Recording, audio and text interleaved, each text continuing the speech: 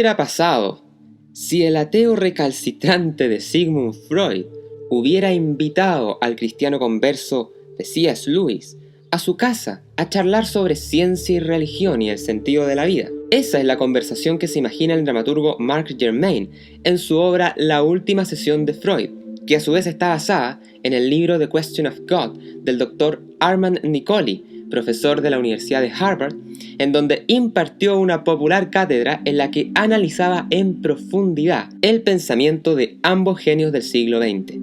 El tema fue tan fascinante, y continúa siéndolo hasta el día de hoy, por supuesto, que los medios culturales lo han estrujado al máximo, al punto que incluso se publicó una serie documental para televisión en el año 2004, que contiene 4 horas nada menos de duración, producida por la PBS.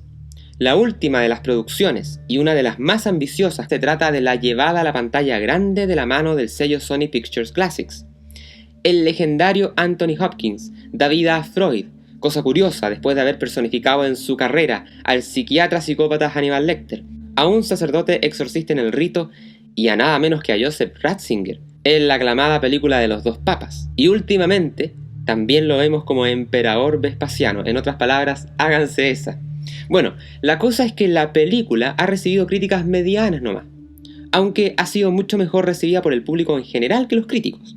La crítica especializada se olvida que se trata de un film, no es la serie documental de 4 horas del 2004, ni mucho menos la cátedra de Harvard del profesor Nicoli, por lo que no se puede esperar que en hora 45 de metraje se aborden discusiones en profundidad, aunque tiene momentos, hay que decirlo, bastante notables en ciertos flashbacks, como aquel en el que se muestra a C.S. Lewis reunido junto a su grupo de amigos de la Universidad de Oxford, los famosos Inklings, un grupo literario que incluía, entre otros gigantes, al nada menos que propio profesor Tolkien, una de las mentes cruciales detrás de la conversión espiritual de Lewis al cristianismo. En este libro que tengo en mis manos, que por cierto tengo que presumir que lo compré en un remate como a $5 en la librería Antártica aquí en Chile, y que viene hasta con letras en dorado, fíjense ustedes, y pesa cualquier cantidad. Bueno, en fin, hay una escena en el film en donde Lewis, personificado por cierto por Matthew Goode, conocido por algunos por ser Henry Talbot en la notable Downton Abbey, una delicia de serie, camina junto a Tolkien por entre medio de la naturaleza, y ahí se hace una sutil alusión a un diálogo muy interesante que de hecho existió y que está recopilado en este libro escrito por Humphrey Carpenter. Pero los mitos son mentiras, dijo Lewis, aunque esas mentiras sean dichas a través de la plata. No, dijo Tolkien, no lo son. Y señalando las ramas de los grandes árboles de Magdalen Grove, dobladas por el viento, inició una nueva argumentación. Llamas árbol a un árbol, dijo, sin detenerte a pensar que no era un árbol hasta que alguien le dio ese nombre. Llamas estrella a una estrella y dices que es solo una bola de materia describiendo un curso matemático. Pero eso es simplemente como lo ves tú. Al nombrar y describir las cosas, no estás más que inventando tus propios términos. Y así como el lenguaje es invención de objetos e ideas, el mito es invención de la verdad. Venimos de Dios, continuó Tolkien, e inevitablemente los mitos que tejemos, aunque contienen errores, reflejan también un astillado fragmento de la luz verdadera, la eterna verdad de Dios. Solo elaborando mitos, solo convirtiéndose en un subcreador e inventando historias, puede aspirar el hombre al estado de perfección que conoció antes de la caída. Nuestros mitos pueden equivocarse, pero se dirigen, aunque vacilen, hacia el puerto verdadero, en tanto que el progreso materialista conduce solo a un abismo devorador y a la corona de hierro de las fuerzas del mal. Muy El Señor de los Anillos esa última frase, ¿no? Se muestra en el film también a Lewis sumergido en las famosas bibliotecas y librerías de Oxford, tratando de construir su fe a partir de la razón, revisando concienzudamente toda la evidencia para llegar a una conclusión, algo que por cierto también destacaba mucho Nicoli, el instructor de la cátedra en Harvard.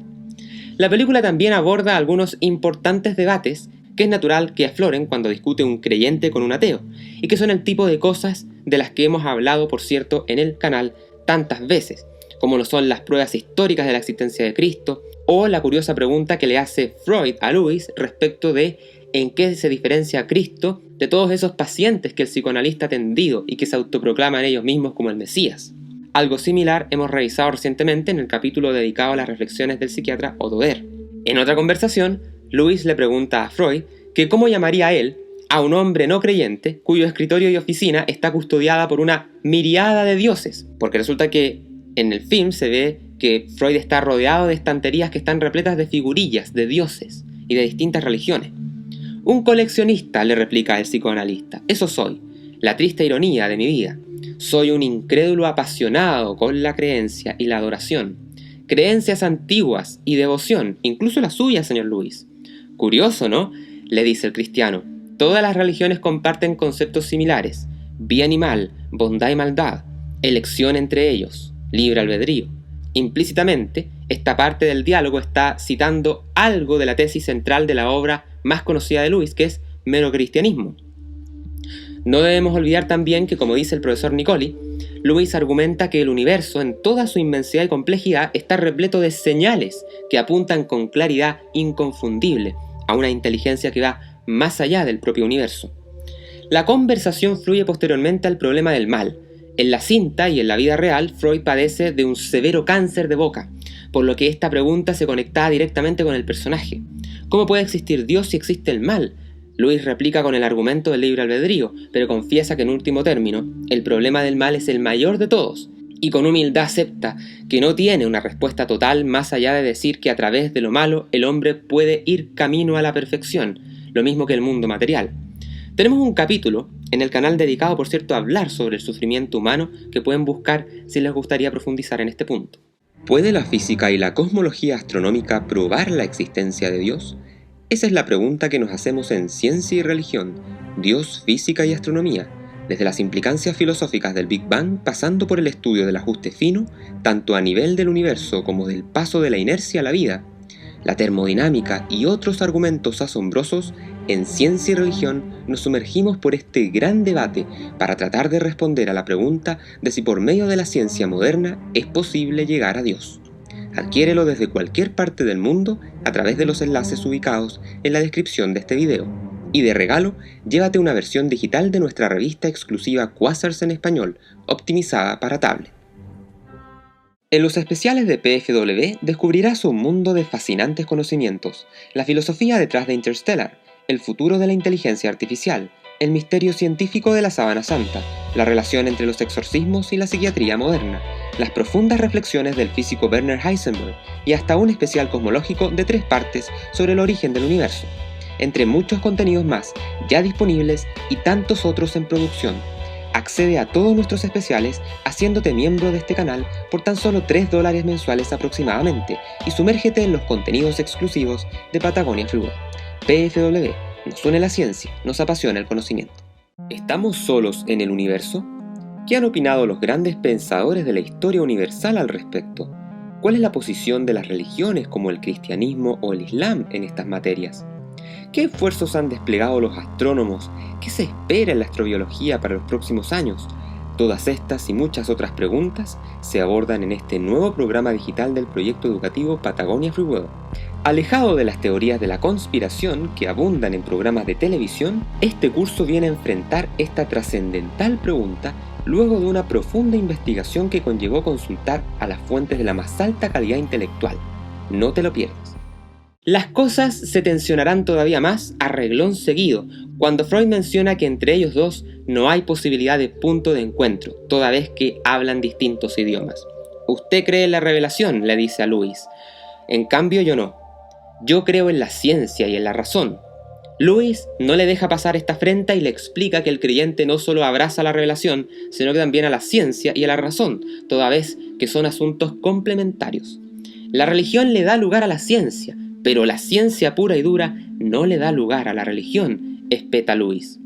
Se cansan de discutir de pie y entonces Lewis se sienta en la silla nada menos que del propio psicoanalista, a su vez que el psicoanalista se recuesta en su diván. La metáfora visual de cambio de roles era algo inevitable para aprovechar el juego de circunstancias, ¿no lo creen? Freud confiesa que tiene acordado con su médico de cabecera que en caso de llegar a un punto culmine de su enfermedad va a proceder con la eutanasia. Confiesa, en último término, su cobardía con la muerte, pero le enrostra a Lewis que él como cristiano también le tiene miedo a morir.